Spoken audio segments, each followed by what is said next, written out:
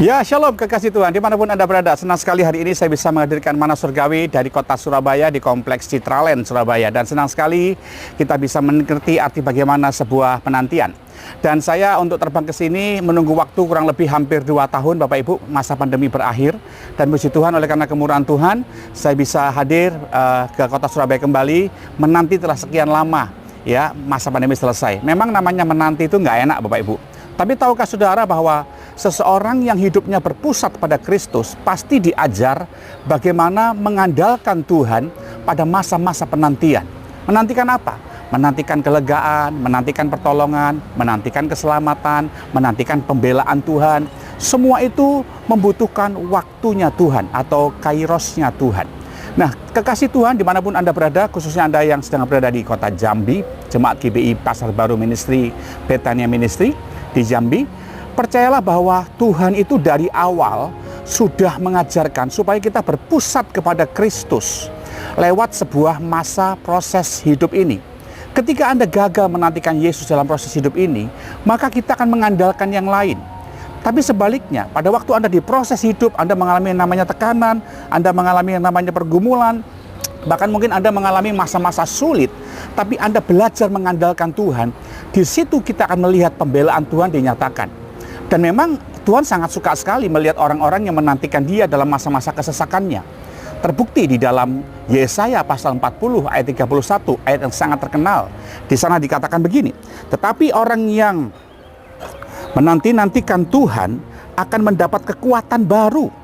Mereka seumpama Raja Wali yang naik terbang dengan kekuatan sayapnya. Mereka berlari tapi tidak menjadi lesu. Mereka berjalan tidak menjadi lelah. Kata menanti-nantikan Tuhan ini dalam bahasa Ibrani menggunakan kata hawa. Hawa itu artinya diikat menjadi satu. Hawa itu artinya menanti dengan penuh pengharapan. Nah, ketika Anda diikat menjadi satu, di situ Anda bergantung kepada seseorang yang diikatkan menjadi satu dengan kita. Itu kata hawa. Artinya kita diajar mengandalkan Tuhan sepenuhnya kepada Tuhan apa yang terjadi dalam proses. Nah, itu diajarkan Tuhan Bapak Ibu pada waktu kita dalam kandungan. Ya, waktu ayah dan ibu kita menikah lalu mengandung kita masing-masing, itu waktu ibu mengandung gak langsung besok melahirkan. Menunggu waktu 9 bulan 10 hari untuk ibu itu bisa merasakan sakit bersalin lalu melahirkan kita. Nah, jemaat yang dikasih Tuhan, disinilah fase-fase di mana Tuhan mau supaya Bapak, Ibu, Saudara, dan saya mengerti untuk apa bayi itu 9 bulan 10 hari dalam kandungan ibu. Menanti proses kelahiran. Di dalam Mazmur dikatakan, ayat 131, pasal 131 dikatakan di sana, kejadianku dahsyat dan ajaib. Di situ Tuhan merenda tangannya, proses. Ada masa-masa di mana Tuhan menjadikan sosok yang sempurna sesuai dengan rupa dan gambar Allah melalui proses 9 bulan 10 hari. Dan dengan dahsyatnya Tuhan membentuk dalam tempat tersembunyi, yaitu di rahim seorang ibu. Itu sebabnya saya ngajak Bapak Ibu saya kekasih pada siang hari ini, jangan gegabah ketika Anda dalam proses hidup. Jangan buru-buru ketika Anda dalam keadaan penantian.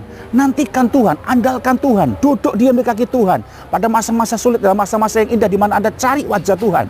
Baca Amsal 21 ayat 1. Hati raja di tangan Tuhan seperti batang air, sungai kemana Allah mengendakinya dia akan alirkan. Jadi ambil hati Tuhan dengan cara apa? Waktu engkau dalam pergumulan keuangan, Anda dalam pergumulan kesehatan, sakit penyakit, pergumulan pelayanan, pekerjaan, cari Tuhan, andalkan Tuhan.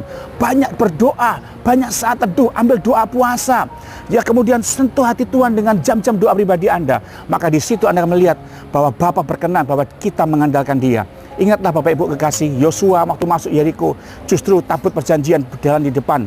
Dia menginjak sungai Yordan dan dia mengandalkan Tuhan. Sungai Yordan yang nggak bisa ditunggu 3 hari itu, ya mereka berjalan dengan kuasa Tuhan. Dan akhirnya kuasa Tuhan dinyatakan. Mereka menguduskan diri sehingga sungai Yordan terbelah menjadi 2. Apa sih yang kita buat waktu kita menanti Tuhan selain hanya berdoa, mencari wajah Tuhan, sembahyang, baca Alkitab, berpuasa? Apa yang perlu kita lakukan dan menantikan Tuhan? Ternyata Yosua berkata, kuduskanlah dirimu, sebab besok kita akan melihat kuasa Tuhan. Kuduskan diri. Menguduskan diri itu apa sih Bapak Ibu? Nah, ini dia Bapak Ibu. Menguduskan diri itu adalah berpikir seperti Allah berpikir. Ya, membenci apa yang Tuhan benci, lalu menyayangi, mengasihi apa yang Tuhan sayangi dan kasihi. Itu kekudusan, sederhana. Sudahkah Anda berpikir seperti Tuhan berpikir dalam bisnis Anda, rumah tangga Anda, pernikahan Anda, keuangan Anda, cara memberi Anda, cara bergaul Anda, hubungan Anda dengan orang tua, hubungan Anda dengan suami istri?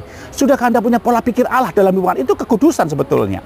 Sebabnya hari ini di kota Surabaya, di Kompleks Citraland ini, saya ngajak Bapak Ibu untuk bisa merenungkan, kira-kira saya selama ini sudah belajar untuk mengandalkan Tuhan belum ya? Kalau saya mengandalkan Tuhan, berarti saya banyak mencari hati Tuhan, menyentuh hati Tuhan, supaya Dia menggerakkan banyak orang dengan kuasanya untuk membela perkara saya. Dan yang kedua, saya belajar untuk menguduskan diri. Saya berpikir seperti Allah berpikir, membenci apa yang Tuhan benci, jangan melakukan apa yang Tuhan benci. Itu namanya engkau nggak cinta kekudusan, engkau nggak menantikan Tuhan. Barang siapa menaruh pengharapan akan Kristus, dia menyucikan dirinya, kata Rasul Yohanes dalam kitab 1 Yohanes. Disebutnya kekasih Tuhan, di Surabaya saya mengajak Anda untuk hidup menyenangkan hati Tuhan, menanti-nantikan Tuhan, maka kekuatan baru seperti Raja Wali itu akan datang dalam hidup saudara, sehingga engkau jadi orang yang tangguh di dalam iman. Tetap terus semangat, doa saya menyertai saudara. Shalom, haleluya.